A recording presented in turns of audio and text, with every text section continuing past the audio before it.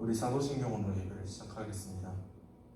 전능하사 천지를 만드신 하나님 아버지를 내가 믿사오며 그 외아들 우리 주 예수 그리스도를 믿사오니 이는 성령으로 잉태하사 동정녀 마리아에게 하시고 본디오 빌라도에게 고난을 받으사 십자가에 못 박혀 죽으시고 장사한 지 사흘 만에 죽은 자 가운데서 다시 살아나시며 전능하신 하나님 우편에 앉아 계시다가 저리로서 산자와 죽은 자를 심판하러 오시리라.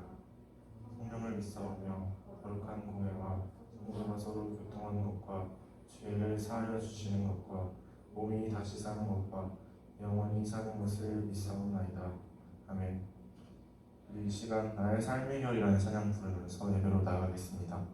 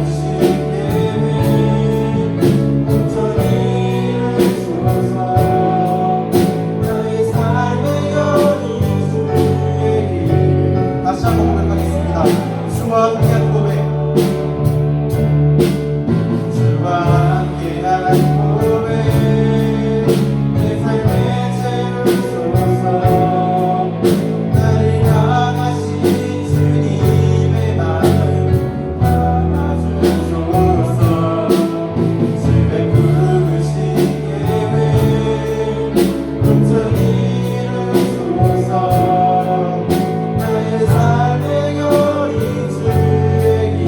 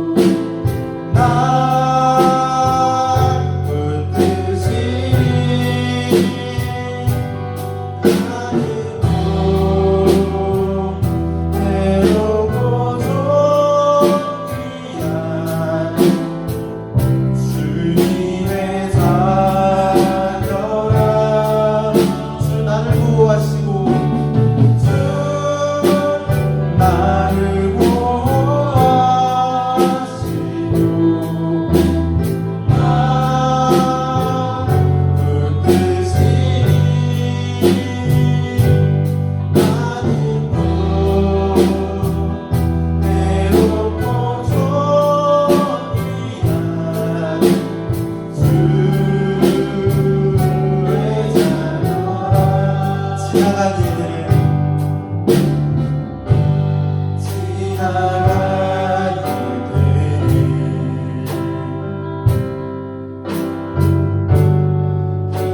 기억하지 않고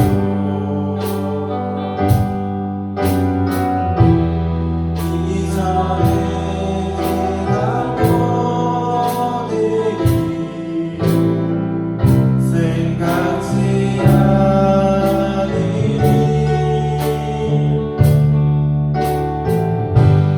사막의 강물과 길 대시는 줄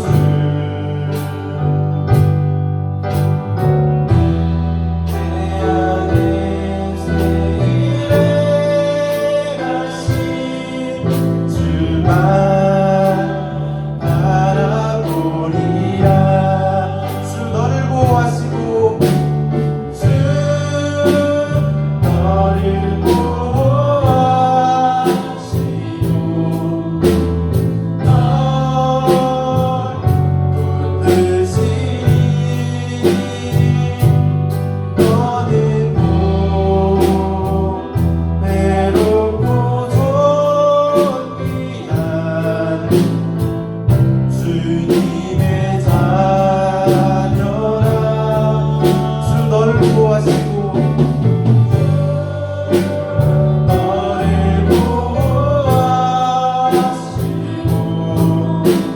널 붙드시니 너는 외롭고 존귀한 주. 우리 이 시간 예배를 위해서 기도하겠습니다.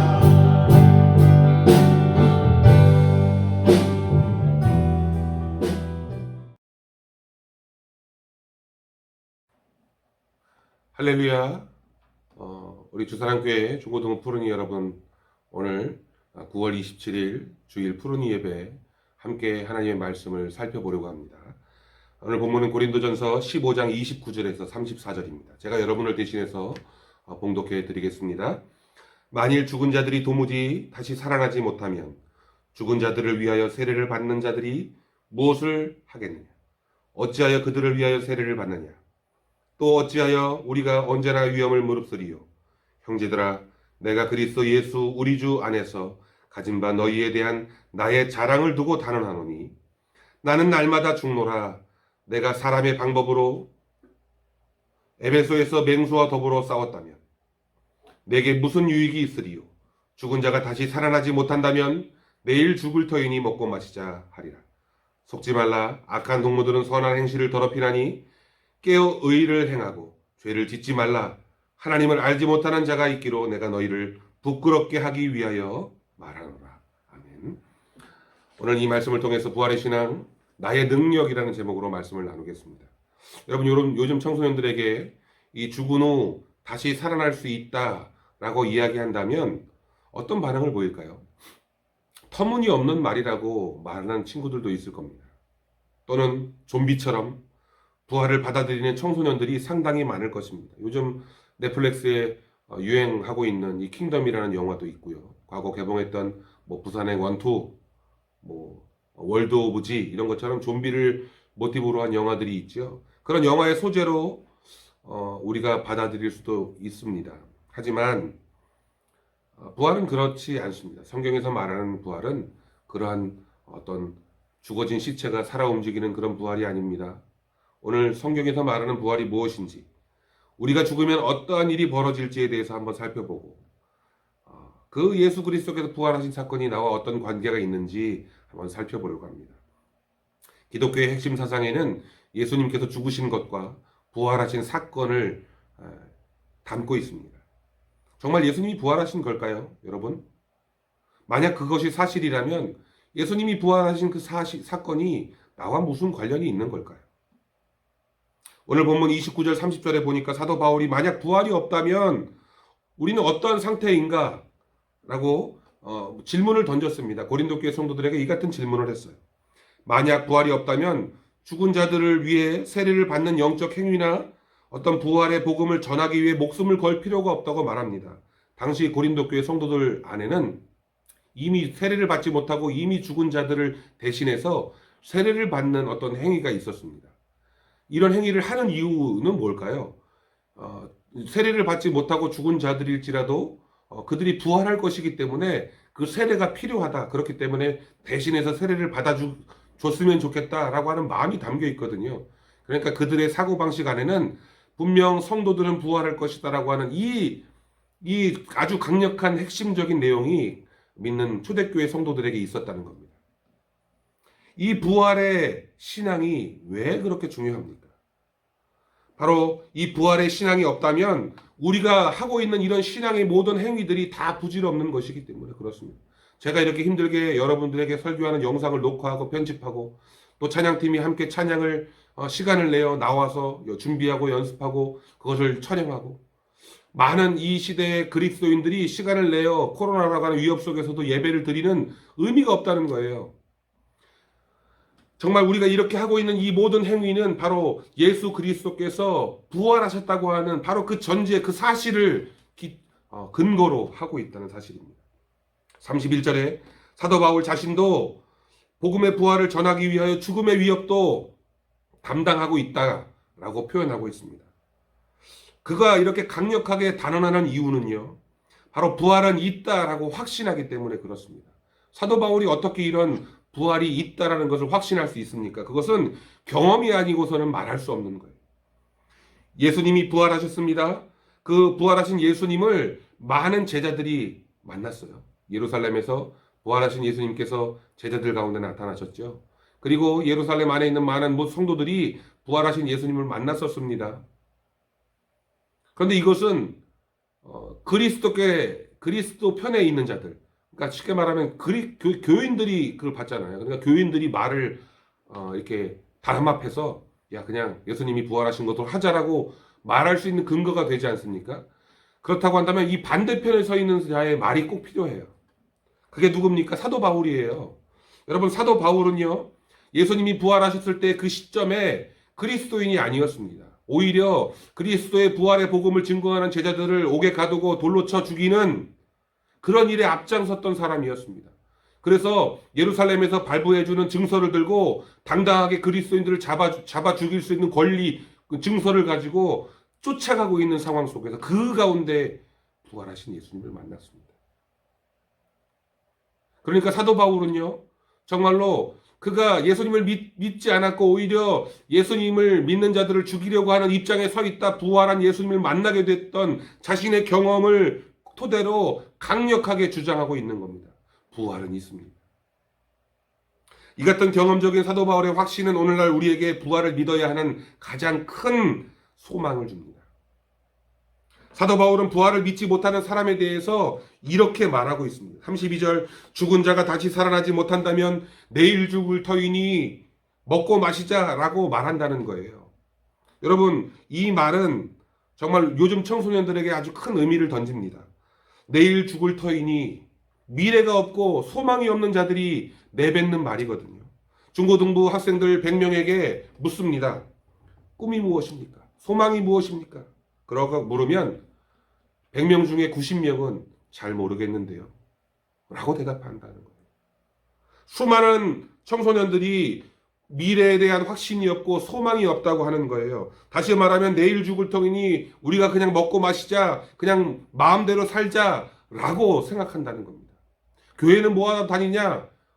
젊었을 때 놀러 다니자, 좋은 거 먹고 좋은 거 입고 좋은 거 쓰고 좋은 거 타고 그렇게 즐기면서 살자라고 하는 게 오늘 대다수 많은 사람들의 삶이 아닙니까? 그것은 부활의 신앙이 없는 삶입니다. 만약 여러분들이 부활의 신앙을 가지고 있다면 여러분 이렇게 살 수 없습니다. 성경은 말합니다. 인간이 건강하면 7, 80 산다고 해요. 근데 요즘 의학이 발달했으니까 100세 살잖아요. 만약 그 수명을 다 살고 나면 여러분 어떻게 됩니까? 여러분의 그냥 생은 소멸하여 없어지는 건가요?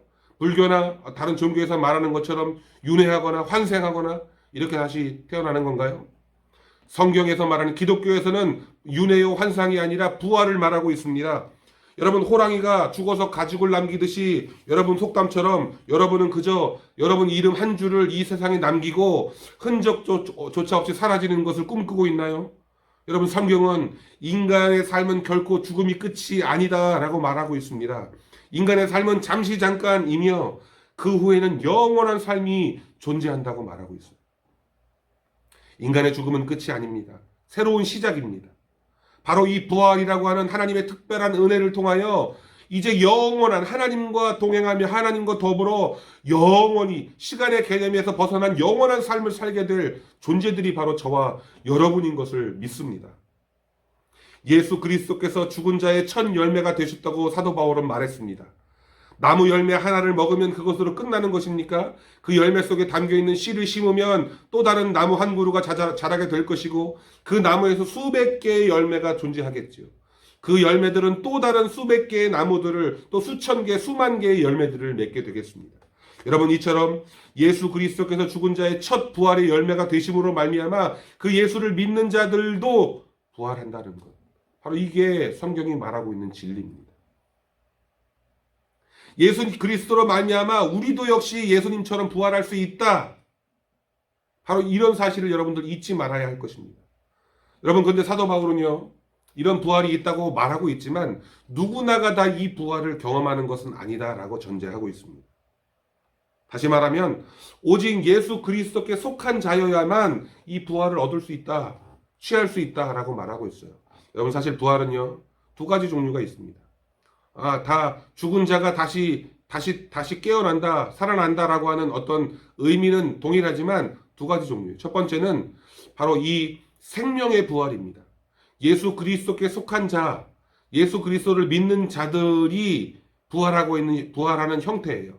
생명의 모습으로 다시금 태어나게 되고 영원히 하나님과 더불어 살게 되는 축복을 누리는 것이고 그렇지 않은 자들, 예수 그리스도께 속하지 않은 자들, 믿지 못하고 죽은 자들도 부활할 터인데 그 부활은 생명의 부활이 아니라 따라해봅시다. 심판의 부활입니다. 심판의 부활. 그들이 부활하는 이유는 자신들의 죄의 값을 받고 영원히 심판받고 지옥에 떨어져 고통당하게 될 바로 그 심판의 부활이라고 하는 사실입니다. 여러분 제가 서두에도 말씀드렸듯이 바로 그리스도 예수께 속한 자야만 이 생명의 부활을 누릴 수 있습니다. 여러분은 예수 그리스도께 속한 자입니까? 여러분의 삶은 예수 그리스도께 속한 삶입니까? 여러분 부활의 신앙을 가지고 있느냐 없느냐는 부활의 능력을 갖게 되느냐 아니면 갖지 못하느냐라고 하는 의미입니다. 여러분 초대교회 많은 성도들이요 이 핍박을 받으면서 사자우리에 던져지고 십자가에 거꾸로 매달려 불에 타 화형을 당하고 무수히 돌에 맞아 죽임을 당하는 그 순간에도 그들이 결코 두려워하지 않고 찬송을 부르며 기쁜 마음으로 그 죽음을 맞아들이는 그런 이유는 무엇입니까? 그들을 육신이 죽지만 부활할 것이다. 주님이 다시 오시는 그때가 되면 부활할 것이다라고 하는 부활의 소망이 있었기 때문입니다. 이것은 소망으로 끝나지 않습니다. 사실적으로 예수님께서 부활하셨기 때문에 그들도 부활하게 될 것입니다. 아니 여러분과 저도 예수 그리스도께 속한 자 되어 부활하게 될 줄로 믿습니다. 바로 그리스도인들이 핍박과 죽음 앞에 당당히 설 수 있는 이유는 생명의 부활을 소유한 자들이었기 때문입니다. 여러분도 부활의 신앙을 믿고 가져보시길 바랍니다. 그러면 여러분에게는 다른 이들이 가지지 못한 특별한 능력이 나타납니다. 어떤 능력일까요? 그것은 환난과 핍박 가운데에서도 기쁨이 될 수 있습니다. 감사가 될 수 있습니다. 하나님께 영광을 돌릴 수 있게 됩니다. 여러분 이것만으로도 얼마나 큰 축복입니까? 이런 능력을 소유하는 우리 주사람교회 푸른 이들이 되시기를 바랍니다. 예수 그리스도의 죽으심과 또한 우리 죄를 대속하신 예수 그리스도의 그 십자가의 죽으심과 또 첫 열매 되신 부활의 첫 열매 되신 그리스도를 믿는 온전한 참된 신앙인의 모습을 갖는 소유하는 우리 주사람교회 중고등부 푸른이 되기를 간절히 축원합니다.